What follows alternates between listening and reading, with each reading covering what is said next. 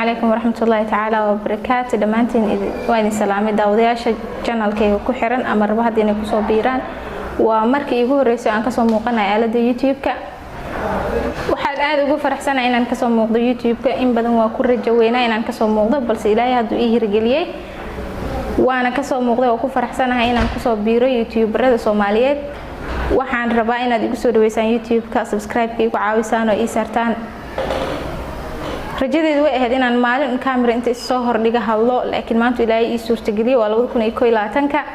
wax cusub sanad cusub insha Allah wax qeyraysan inuu Ilaahay ka dhiga rajeynaya waxaad igu caawisaan subscribe-ka like-ta comment-iga share-ka insha Allah waxaan idin soo gelin doonaa waxyaabo idin qanciyo routine-kayga life-kayga waxay noloshayda ku saabsan iyo shaqooyinkayga iyo waxaan qabto vlog-yo oo soo duubi doona insha Allah challenge-yo waa sameyn doonaa marka waxaan rajeynayaa inaad isoo dhaweysaan waxaan aad ugu faraxsanahay inaan horteena ka soo muuqdo waxaan farxad zaid dareemayaa marka subscribe-kiina iyo views-kiina iyo comment-yadiina iyo fariimihiina arko insha Allah waan idin ka rajeyn doonaa inaad garab istaagtaan oo waxaan ku rajaynayaa inaad si farxad leh ii soo dhaweyn doontaan insha Allah Soomaaliyeed meel walba aad joogtiin waxaan ahay gabar Soomaaliyeed oo sanadka 2021 ku soo biirtay YouTube-ka waxaan rajeynayaa inaan idin ka helo like badan comment share insha Allah darajadu iska wanaagsan tahay inuu qofku wax uu hiigsanayo anigu in badan waa hiigsanay inaan YouTube ku soo galo laakiin Ilaahay maanta ii suurtageliyay